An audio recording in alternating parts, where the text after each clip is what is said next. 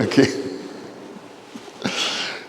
Tous les matins, quand je me réveille, alors j'ai en face de moi, alors déjà à côté de moi il y a ma femme, ce qui est déjà quand même pas mal.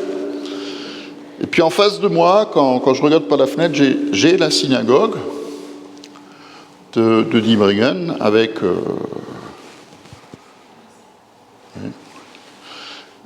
Donc je vais essayer de parler un peu moins fort, comme ça peut-être que... Non. Donc j'ai la synagogue en face de moi, et puis quand je sors chercher le journal, je tourne la tête vers la gauche et je vois le clocher de notre église. Et alors je sais, il y a toute une polémique sur les clochers, et en particulier les cloches qui sonnent pendant la nuit. Il y a des gens que ça embête. Moi, j'aime le son des cloches. J'aime quand les cloches indiquent l'heure tous les quarts d'heure, même pendant la nuit. Moi, j'aime ça, parce que ça donne du rythme à la journée, et ça donne du rythme d'une certaine façon quand on a du mal à dormir aussi la nuit. Et je sais que beaucoup de nos amis, entre autres évangéliques, qui généralement célèbrent des cultes, non pas dans des églises comme les nôtres, avec des clochers, et puis des bancs, et un autel, et un orgue, ils aiment entendre le son des cloches. Ils ne connaissent pas, mais ils aiment entendre le son des cloches. Donc comme dit, c'est toute une polémique pour certains qui ont du mal à entendre ce son-là. C'est un peu comme le son du coq qui chante le matin. Il y a des gens que ça dérange. Alors, j'avoue honnêtement que le coq le matin à 4h ou à 5h, quand tu es en vacances, puis là, généralement, où on va en vacances, il y a un coq. Et le pire, c'est pas qu'il chante, mais le pire, c'est qu'il ne s'arrête pas. Alors, je ne sais pas pourquoi, mais il continue de faire son bruit, et c'est un bruit vraiment... c'est vraiment pénible. Et je vous dis ça parce que quand je tourne la tête et que je vois le clocher avec les cloches qui sonnent, au-dessus, il y a le coq. Tout comme, c'est pour ça que je suis sorti tout à l'heure, je voulais voir si au-dessus de l'église de Macquevillers et du clocher rénové, on avait remis le coq. Parce que le coq, il nous rappelle juste cette histoire qu'on va lire et entendre et partager ce matin dans l'évangile de Luc. Alors, c'est une histoire qu'on trouve dans tous les évangiles. Ça veut dire que c'est quand même quelque chose qui a de l'importance. Alors, pas seulement pour le principal intéressé, mais aussi pour nous. D'où aussi la présence du coq sur nos clochers. Luc 22, alors on aurait pu prendre Matthieu, Marc ou Jean, peu importe, mais Luc 22, après avoir arrêté Jésus, ils l'emmenèrent, donc c'est les chefs des prêtres, les gardes, enfin tous ceux qui sont venus l'arrêter, ils l'emmenèrent et le conduisirent dans la maison du grand prêtre, et Pierre suivait de loin. Ils allumèrent un feu au milieu de la cour et ils s'assirent ensemble, et Pierre s'assit au milieu d'eux. Une servante qu'il avait vue assis là devant le feu et qu'il avait observé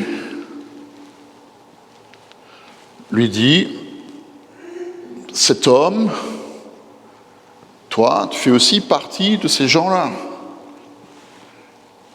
Et Pierre le renia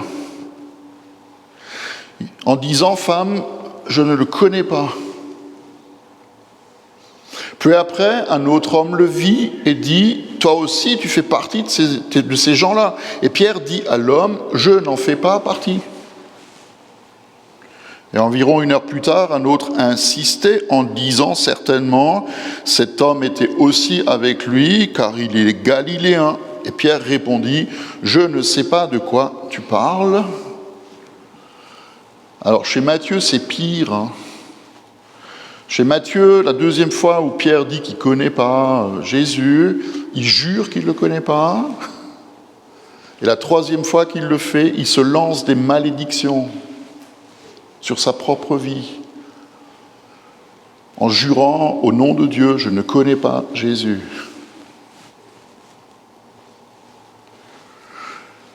Et immédiatement, alors qu'il parlait encore, un coq chanta, et le Seigneur se retourna et regarda Pierre.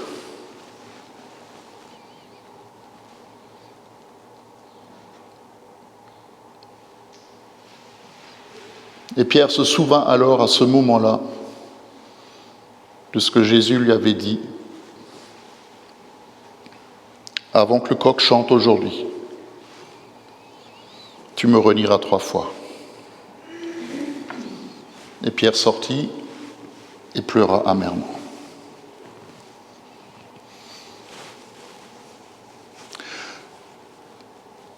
J'aime beaucoup Pierre, vraiment.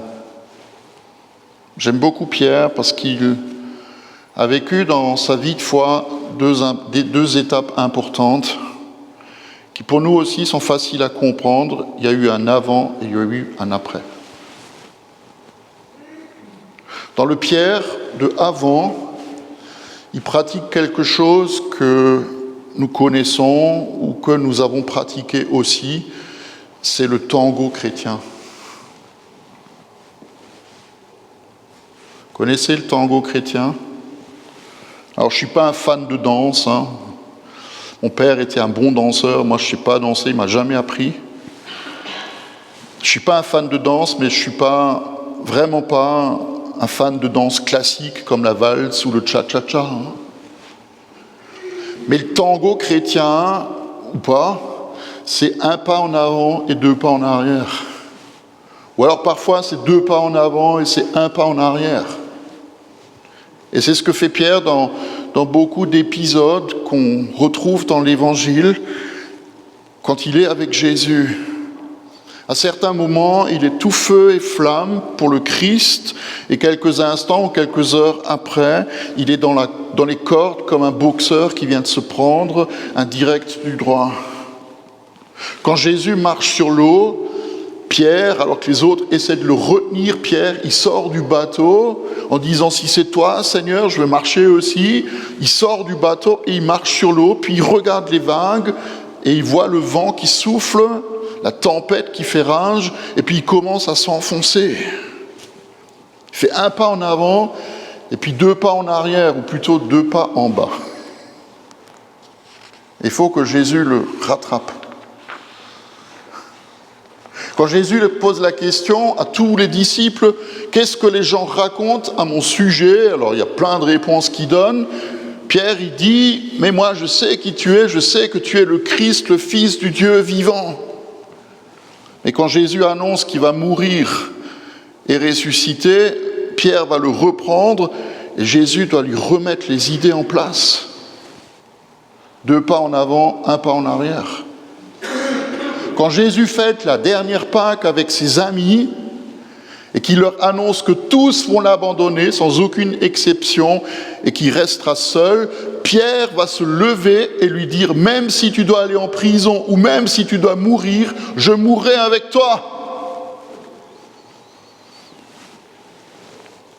Sauf que Jésus, qu'il connaît bien, il prophétise l'épisode qu'on a lu. Moi, Pierre, je te dis qu'avant que le coq chante 2 fois, tu m'auras renié 3 fois. Et on pourrait dire que là, à ce moment-là, c'est peut-être 2 pas en avant et 4, 5, 6, 10 pas en arrière. Et il arrive au bout de sa vie, vraiment. Parce qu'il allait très loin. Très loin. Non seulement il suit de loin, mais quand la situation commence à devenir brûlante autour de ce feu de camp, il va même, je l'ai dit avant, jusqu'à jurer au nom de son Dieu qu'il ne connaît pas Jésus. Et moi je dis merci Seigneur de ce que tu n'entends pas toutes les prières qui montent vers toi.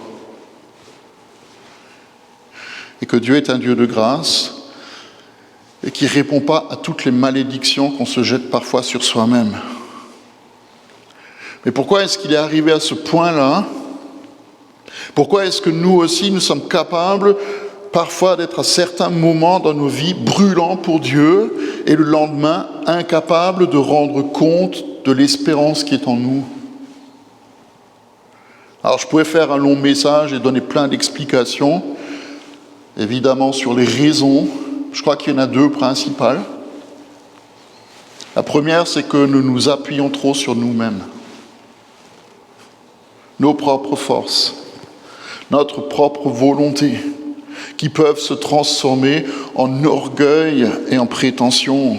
Et ça n'a rien à voir, franchement, ça n'a rien à voir avec notre sincérité, nos envies ou même notre courage.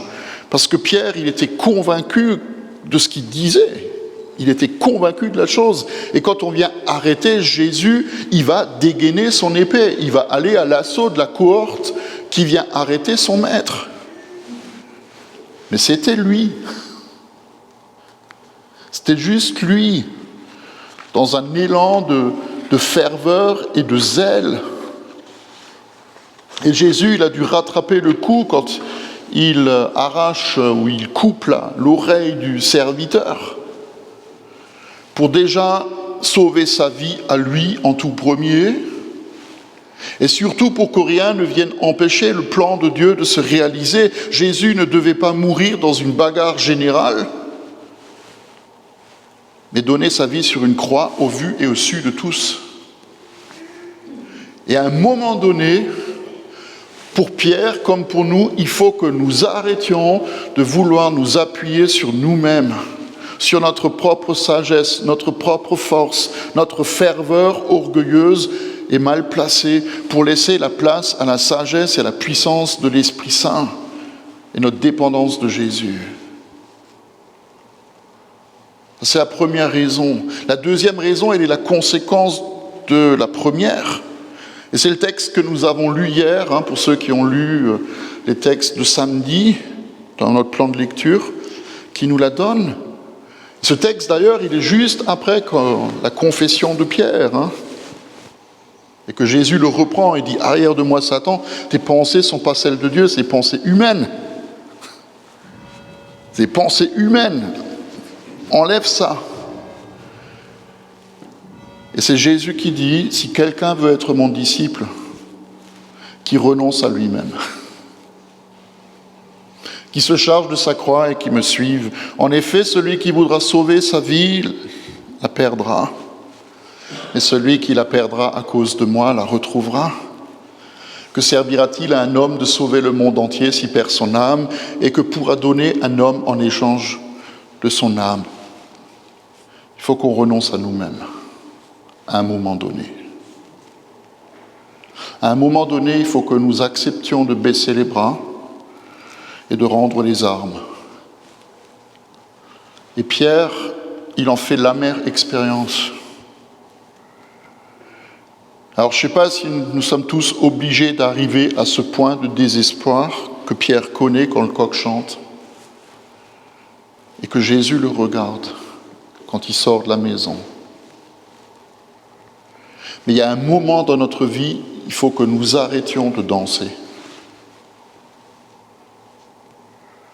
Et je sais que la repentance aussi, c'est un mot qui n'est pas très populaire, même chez les chrétiens, parce qu'il est interprété et mal interprété, comme une forme d'humiliation larmoyante, où on vient avec honte demander pardon à Dieu. J'aurais envie de dire ce matin que la repentance, dans le bon sens du terme, là où nous arrêtons de nous chercher nous-mêmes des excuses ou de vouloir nous en sortir nous-mêmes, la repentance, c'est quelque chose de noble. Parce qu'elle se passe dans une rencontre avec le Seigneur qui nous aime et qui veut le meilleur pour nous. On dépose les armes, on se met à genoux ou pas devant lui, et le Père nous relève. Jésus regarde Pierre, et j'aurais tellement aimé être là pour voir ça. Jésus regarde Pierre, et je crois que ce n'était pas avec un regard dur et accusateur, ou ce regard, vous savez qu'on connaît si bien nous aussi, où sans parole on dit « je te l'avais bien dit ». Mais avec cette tendresse de l'ami qui aime son ami, ou d'un père ou d'une mère qui aime ses enfants, même s'il fait des choses terribles. En pensant à un autre coupable, entre guillemets, dont le nom est Judas. Je ne suis pas certain que la faute de Judas ait été pire que celle de Pierre. D'ailleurs, devant le Seigneur, il n'y a pas de faute plus impardonnable ou irréparable qu'une autre.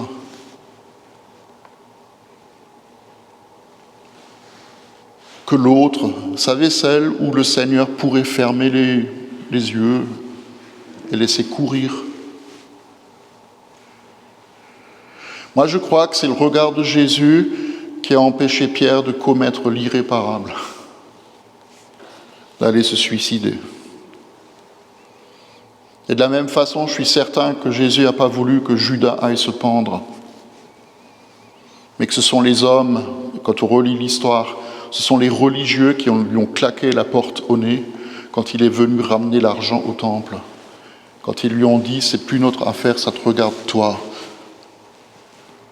Dieu fait grâce, mais les hommes, souvent, ils ne font pas grâce. Et c'est parce qu'ils n'ont pas fait grâce qu'ils l'ont poussé au bout de la corde.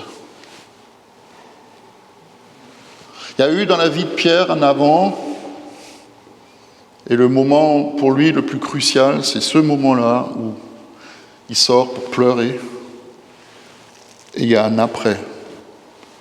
Et il peut aussi y avoir un avant et un après pour nous, même aujourd'hui. Pierre, il pleure amèrement, mais quand les femmes viennent annoncer le matin de Pâques que Jésus est ressuscité, il est le premier avec Jean à aller courir au tombeau pour voir si c'est vrai. Et même s'il garde encore les relents, comme nous, parfois, les relents du vieux Pierre, quand il va s'habiller pour se jeter à l'eau, il faut être idiot. Généralement, on se déshabille. Lui, il s'habille pour se jeter à l'eau et rejoindre la plage où Jésus se trouve. J'aime ce texte aussi, c'est extraordinaire. Parce qu'il a encore peur et honte. Il va devenir un autre homme parce qu'il a rencontré le ressuscité. Vous savez, Jésus connaît nos cœurs et il sait tout de nos vies. Il n'a pas besoin de jouer quelque chose. Il connaît tout de nous. Il connaît nos joies, nos peines, il connaît nos réussites et nos échecs les plus lamentables. Mais quand nous tombons, et parfois très bas, il est toujours là pour nous relever. Vraiment. Pierre va être le premier à se lever quand 50 jours après la résurrection, il y a Pentecôte. Et il va amener 3000 personnes, Il va amener 3000 personnes à reconnaître Jésus comme leur sauveur et leur Seigneur. Pierre va faire partie de ces gens, comme Paul, comme on le dit dans les Actes, au sujet de Paul et de ses amis, il va faire partie de ces gens qui ont mis le monde sens dessus-dessous, à tel point qu'il va mourir martyr. Là, il ira jusqu'au bout. Même s'il faut mourir pour toi, je mourrai avec toi. Là, il va jusqu'au bout de son amour pour ce Christ qui lui a pardonné, qui l'a relevé et qui lui a donné une vie nouvelle. Alors, de temps en temps, nous aussi, levons la tête et regardons le coq. Et il nous rappellera à nous aussi qu'il peut y avoir un avant et un après.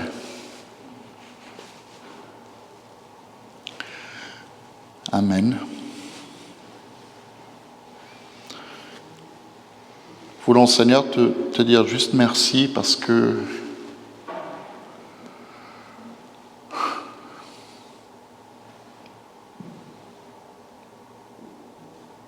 si souvent, comme on dit, on n'a pas eu le courage de nos opinions.